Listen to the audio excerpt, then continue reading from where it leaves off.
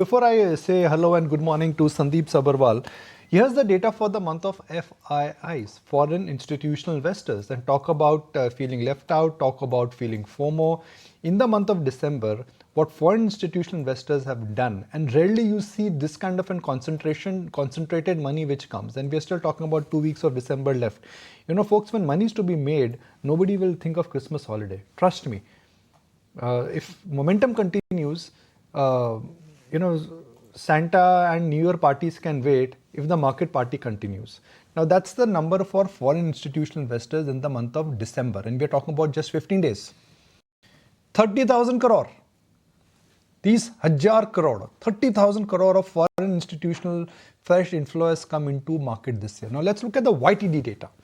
Just to superimpose it, that large part of the YTD data for 2023, I mean, there was this huge bout which happened in the first quarter, but after that, it's actually largely concentrated in the month of December. So December, in a sense, after April, and April we are talking about the entire month. December is only 15 days. It's that kind of inflow which really has come back. So Sandip Sabharwal, everybody is feeling FOMO. But do you think for those who are not getting hit with this FOMO effect, they actually will feel JOMO if they don't buy now? I think there are people who bought early, so they are not feeling FOMO. So I think that's how we need to put it. Now, I'll say that the FI flows follow a very structured pattern. So it was very clear as the bond yields globally peak out, as the dollar index starts declining, these funds flow will reverse. So it was imminent, it was a matter of time, and it's happening now. Now, the pace sometimes surprises us. So obviously, if I haven't tracked the exact number, but you said 30,000 crores in December. Obviously, it's a huge number. And once that happens, it drives the large cap valuations higher. So that's the state we are in. But markets are looking stressed near term, not only in India, but also globally. So some give back is possible. But in bull markets, give backs typically last a few weeks and corrections are swift, but should be restricted to 4, 5 to maybe 7%. So as that happens, people who are feeling FOMO now should be ready to invest, because the people who are feeling FOMO today, they don't feel FOMO when the market corrects. When it corrects, they want the market to go down further before they buy. I have a limited point, Sandeep. All I'm saying is that, okay, right now everybody is feeling FOMO. I mean, over the weekends when I met my friends, trust me, not every second conversation, every conversation is now centered around the exciting things which are happening in the capital market. So my point is, rather than feeling FOMO, just wait it out. After 3 months, you actually will enjoy the feeling of JOMO, joy of missing out, rather than getting hit with the FOMO, compulsive factor. So you think that is a better strategy? You missed it, you missed it. Don't jump in now. So there are two, three things, Nikunj. One, there is no missing the bus in the stock markets.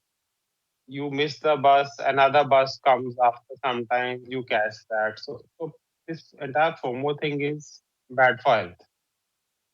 Secondly, uh, uh, I'm not predicting a major fall in the market. I don't think that the economic outlook, the interest rate outlook, and inflation outlook, which is there today, represents the possibility of a big sell off. But there will be corrections. So, as those corrections play out, that time should be used by people to buy. Secondly, what happens is once such kind of runs come, people lose interest in small mid caps which are not in the F&O segment, and the trader interest shifts to the F&O segment. So that could create more opportunities on the broader markets over the next few weeks. I'm curious to get in your take as well as to what's going on between, banks and IT, and in particular that come back within the entire IT space. Just earlier this morning, Nikunj was alluding to the fact that there is still headroom for more upside, but perhaps not much money to be made when it comes to some of the large cap stocks. Where do you stand when it comes to the comeback that we've seen within IT, in particular the frontliners? I would agree with Nikun's view. There could be some more headwind, but uh, uh, not significant. Because finally, even in a strongly reviving years, these companies are now going to grow at 7 to 10%. They are not going to grow at 15-20%. And so, to that extent, we need to be cognizant of the valuations which can be given to these companies, and they are already trading above historical valuations. Uh, I want to just take a minute and understand IRDA, Sandeep. What should one do now? 35 became 120, 120 has become 108. Now, 120 का 108 हो गया. Is that good enough to warrant entry into IRDA, or even at 108 one should buy, avoid it? Because this is the meme stock of this current cycle. So people don't know why they are buying this. They are just buying it. And we've seen historically many of these companies can half from the top. So people should be very careful what they're doing.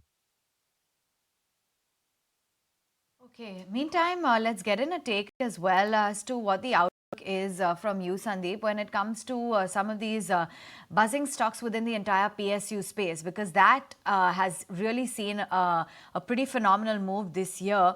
Do you believe that the next year ahead as well holds promise?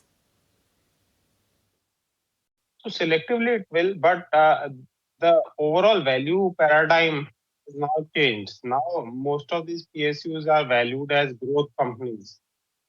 Now the issues related to bureaucratic decision making, the way they are run, etc., everything remains. So, in a nutshell, I would say that the upside across the spectrum looks limited, but some companies, especially in defense, given uh, the sort of orders which are coming in, they are so huge, they could still hold on and trend higher. Okay, fair enough. What about the move that is expected to be seen on the entire sugar space, given the U-turn now taken by the government and the relief being given to the entire sugar basket? Sandeep, where do your preferences lie? So I'm not still buying fresh. So we do have some exposure in Balrampur, which we have not sold. But I think these are very incremental moves.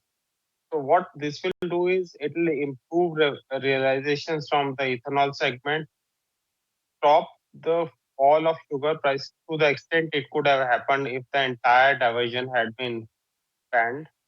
But it's still too little because last year 3.8 million tons were diverted.